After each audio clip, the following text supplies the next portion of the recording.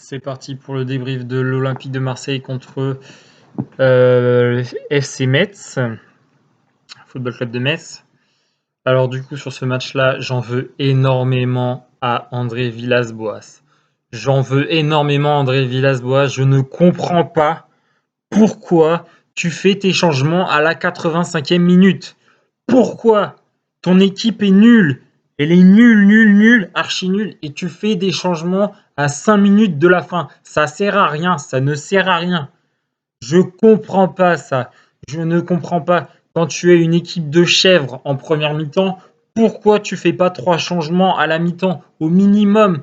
Tu sais que maintenant on a le droit à 5 changements, tu fais 3 changements d'un coup, tu sors Payet, tu sors Thauvin, tu sors Benedetto et tu nous mets Radojnik, Germain et, euh, et Ake, j'en sais rien, peu importe, tu te démerdes. Ou tu mets Pape Gay, Radojnik et Germain à la place de Payet, Thauvin et Benedetto. Ça, c'est une grosse blague. C'est incroyable, ça. C'est incroyable. Je comprends pas. Je comprends pas pourquoi un entraîneur, alors que j'ai dit la dernière fois, il avait compris contre Lille que son équipe, ça n'allait pas du tout. Et à la 70e, il a fait 4 changements d'un coup. Il a tout changé d'un coup. Là, quand je regardais le match, je disais, mais pourquoi tu fais pas les remplacements? Pourquoi tu fais pas les remplacements? Et voilà, comme par hasard, j'ai dit à la 60e minute, il faut absolument sortir Thauvin, Payet et Benedetto. Il faut absolument, c'est pas possible. C'est incroyable ça.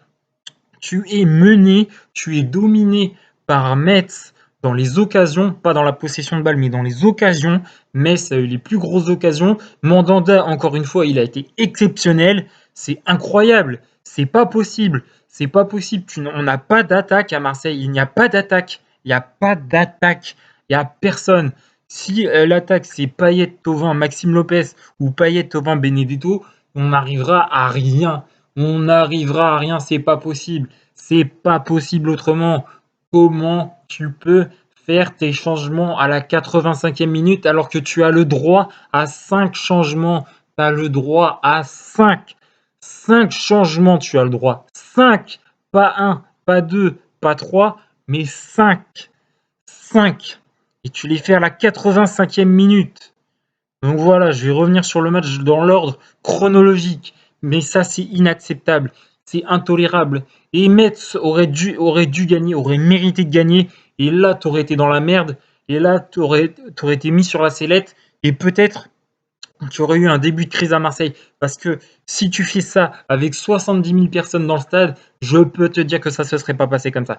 Je te jure, ça ne se serait pas passé comme ça. Donc je vais revenir, comme d'habitude, composition des équipes. Olympique de Marseille, ça ne change pas. Mandanda, Caleta-Tsar, Alvaro, Nagatomo, Sakai, Camara, Rongier, Payet, Sanson, Thauvin, Benedetto en pointe. Par respect pour les Messins, je vais quand même dire leur composition d'équipe qui était un 4-4-2. Donc Ukidja dans les buts, Udol, Boy, Brown, Sentaezone, Maïga, Fofana, Angban, Nget, et en attaque, Nian et Boulaya. Voilà pour les compositions d'équipe.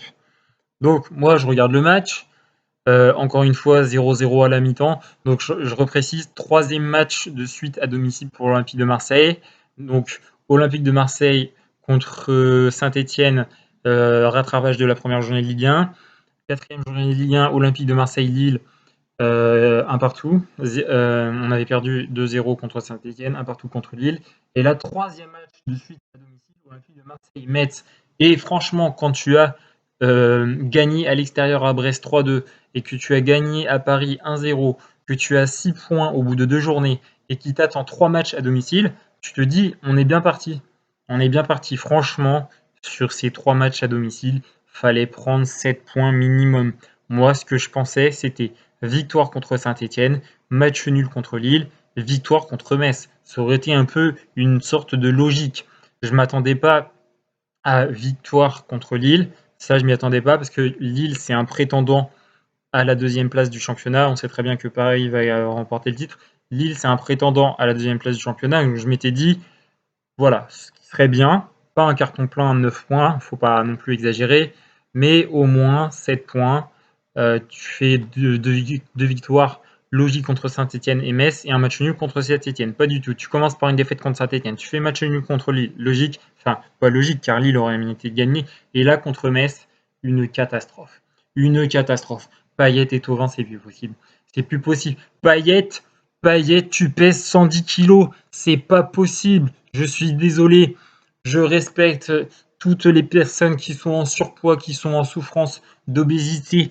Je vous respecte toutes et tous qui regardez la vidéo. Mais quand tu es joueur professionnel, que tu t'entraînes tous les jours, que tu es payé 450 millions d'euros par mois, 450 millions d'euros par mois, et que tu n'es pas capable de bouger ton gros cul, tu n'as rien à faire à l'Olympique de Marseille. Tu n'as rien à faire à l'Olympique de Marseille. C'est pas possible. Ce n'est pas possible. C'est pas possible à la fin. Et je ne comprends pas que Payet et Thauvin ils soient pas sortis dès la mi-temps, quand il y a 0-0, que ça, rien ne va dans l'équipe, mais rien, il y a absolument rien qui va. À part Mandanda, il y a rien qui va. Enfin, encore Camara, ça va. Alvaro depuis le PSG, c'est même pas la peine d'en parler. Le pauvre, c'est même pas la peine de le juger. Je ne le jugerai pas. Sakai, ça tient la route. Ngatomo à la place d'Amavi, ça commence à faire son chemin.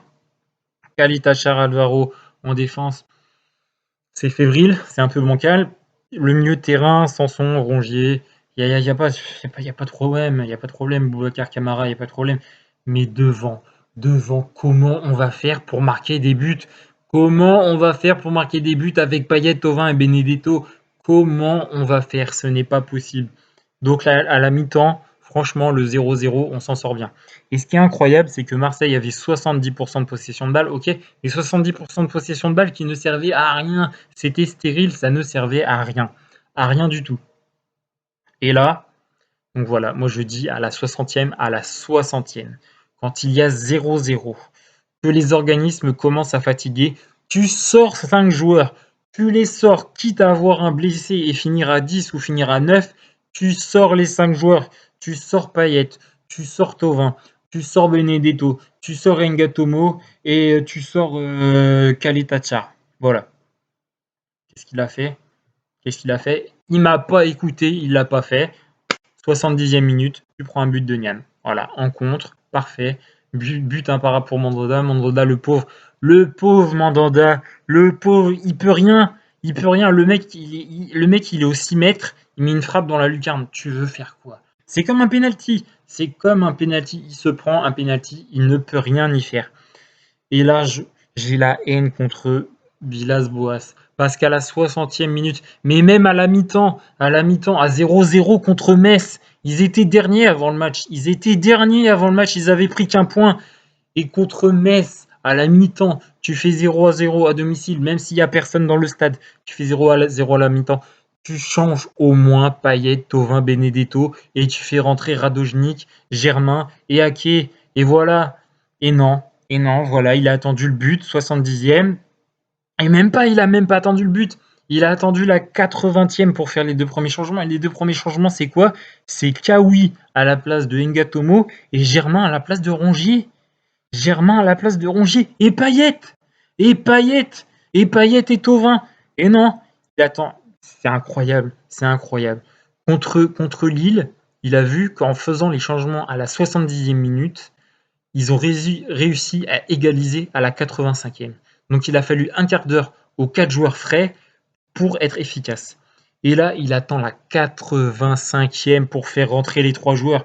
Donc à la 85e, le mec, il est mené 1-0, il se réveille et il se dit tiens, Radojnik à la place de Thauvin, Gay à la place de Camara et Lopez à la place de Kalitachar. Ça a payé. 95e minute, dernière seconde, vraiment dernière seconde. Parce que franchement, Metz, ils n'ont pas de chance. Metz, j'avoue, ils n'ont pas de chance parce que ils mènent 1-0 à Marseille. Il y a 3 minutes d'arrêt de jeu. En fait, l'erreur que fait le coach de Metz, c'est qu'à la 90 plus 3, il fait rentrer un joueur. Donc du coup, en fait, ça a duré un petit peu de temps. Et l'arbitre, il a laissé jouer le dernier corner du match. Donc il l'a laissé jouer.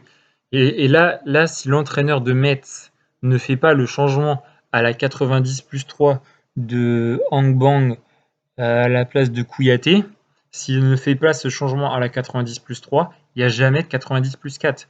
Il n'y a jamais de 90 plus 4. Il y avait 3 minutes de temps additionnel et il a fait le changement à la dernière minute. Donc du coup, forcément, tu rajoutes 30 secondes de jeu. C'est comme ça dans les règles. Tu rajoutes 30 secondes de jeu et ça a permis à Sanson de marquer. Et hop, c'était la fin du game. Il a marqué, c'était fini. Et honnêtement, tu gagnes à Brest 3-2, tu gagnes à Paris 1-0, tu as 6 points au bout de 2 matchs avec 2 matchs à l'extérieur. Après, tu as 3 matchs à domicile, Saint-Etienne, Lille, Metz. Comment c'est possible que tu prennes que 2 points sur 9 à domicile? Bon, moi j'ai mon explication, c'est que franchement, le stade vide, c'est une catastrophe. Le stade vide, c'est un enfer. Et je pense que si c'est comme ça toute l'année, Marseille va galérer, mais galérer un truc de dingue. Ça va être très très compliqué sans les supporters. Alors les Ligues des Champions, je parle même pas, mais honnêtement les gars, jouer à huis clos dans un stade de 5000 places, encore ça va. Mais jouer à huis clos dans un stade de 70 000 places, mais c'est un truc de gueudin. Je veux dire, comment trouver la motivation, comment trouver des repères, moi je trouve ça triste, je trouve ça d'une tristesse. Donc j'en veux pas, honnêtement, j'en veux pas aux Marseillais.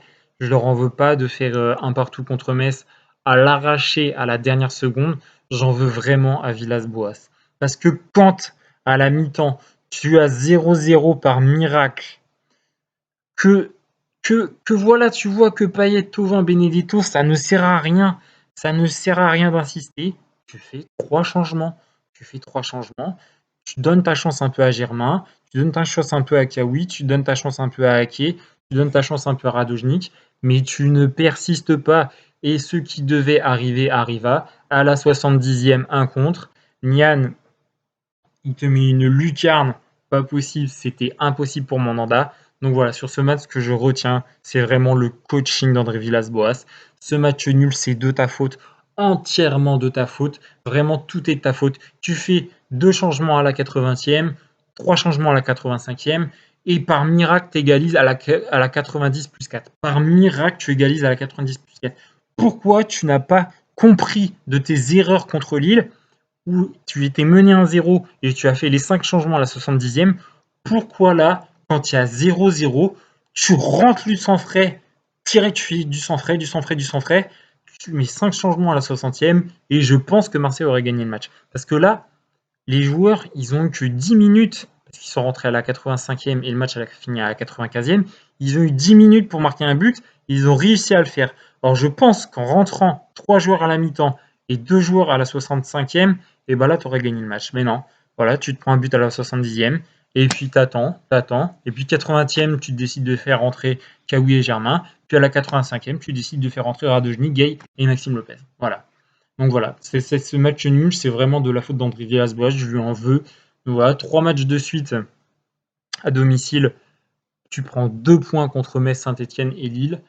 C'est une catastrophe. Là, dimanche, Olympico Lyon contre Marseille. Et là, je pense que ça va être pareil, hein. Lyon à domicile, dans un stade de 60 000 places, avec un huis clos, ça va être galère pour eux, hein. Je pense que ça va être un match.